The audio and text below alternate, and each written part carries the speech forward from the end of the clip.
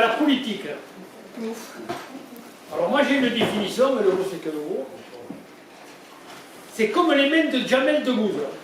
La droite est paralysée et ne s'intéresse qu'à sa poche, et la gauche est agitée et ne fait que des conneries. Ça vaut, c'est que ça vaut, mais c'est pas trop mal. Ça par contre c'est une histoire vraie. Monsieur Delamarre, escroc et faux médecin surtout, vient d'être condamné à 10 ans ferme. Du coup, il redevient interne à la santé. Voilà. Celle-là, elle est vraie aussi. Le Philippe Poutou. Ah, ça va. Vous savez, pour les élections présidentielles, pour aider mon ex-concurrente Pécresse, qui doit faire face à de grosses difficultés financières, si ça peut l'aider, je veux bien lui prêter ma 3 à 8 pendant quelques jours. C'est vrai? Ça, c'est vrai. Alors, le dialogue social, vous savez que c'est ainsi, c'est à la mode. Le dialogue social expliqué aux nuls, enfin aux nuls et aux autres. Alors, on se met tous autour d'une table, on discute, et vous entérinez les décisions que j'ai déjà prises. Ça peut être Macron ou moi. Oui, ou il y en a plein d'autres d'ailleurs. Alors, réunion de la COP 21, 22, 23, 24. Il faut sauver la planète, mais sans contrarier le système qui la détruit. Vous avez une idée?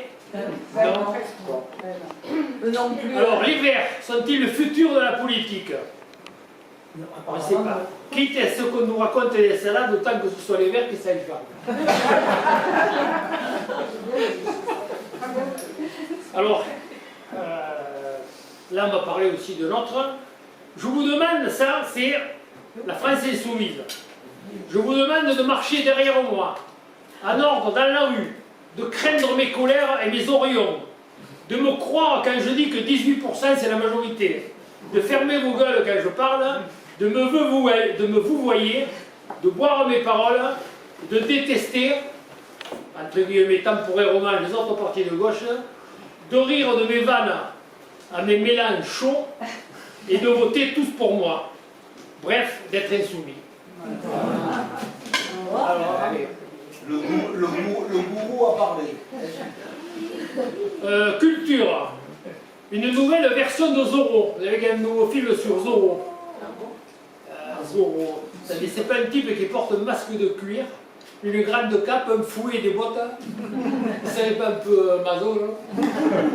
Ça vaut maso, même.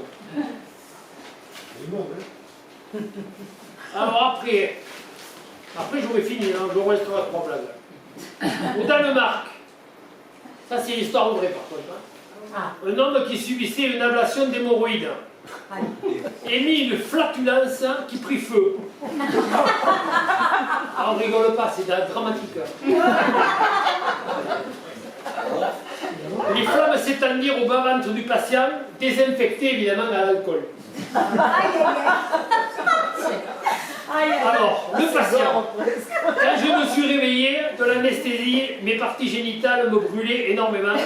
Il m'a fallu attendre plusieurs semaines avant de pouvoir faire l'amour avec ma femme. Il a reçu un courrier de la direction de l'hôpital qui regrettait ce malheureux accident. Il paraît que le patient aussi regrette. C'est vrai. Alors, le marché de l'emploi en 2022. Il y a 2 collègues qui discutent. Dit, tu pourrais t'orienter vers le métier de la santé.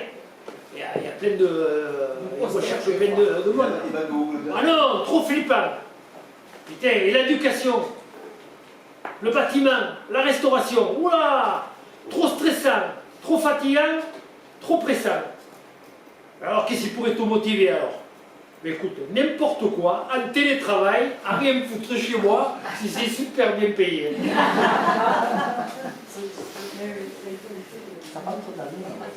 Alors, qu'est-ce que la 6ème République prévue par M. Mélenchon? Un système où c'est celui qui arrive 3e à la présidentielle qui gagne. Ce système aurait été mis en place en cyclisme, il aurait pu à Poulidor. La 3e. Alors, Vous avez vu, Macron a nommé Elisabeth Borne première ministre, vous le savez ça. Eh, c'est son mari qui va être content. Ah bon? Et c'est qui son mari? Son mari, c'est l'Émile. Eh oui, l'Émile Borne.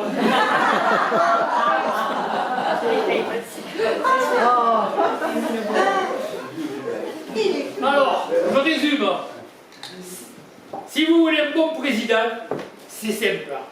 Allez dans votre épicerie préférée et achetez un bon camembert.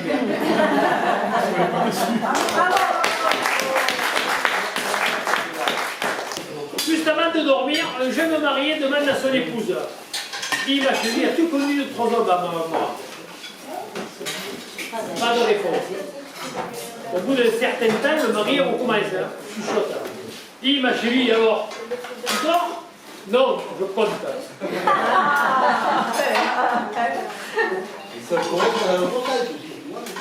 L'école, Dédé. La maîtresse de Pierrot lui demande quel est le passé de je baille. Je baillais. Et le futur, je dors. Alors, ça c'est, par contre, c'est elle est vraie. Ça se passe dans les Hauts-Cantons. Oui, Jean-Louis, pas très loin de chez toi d'ailleurs.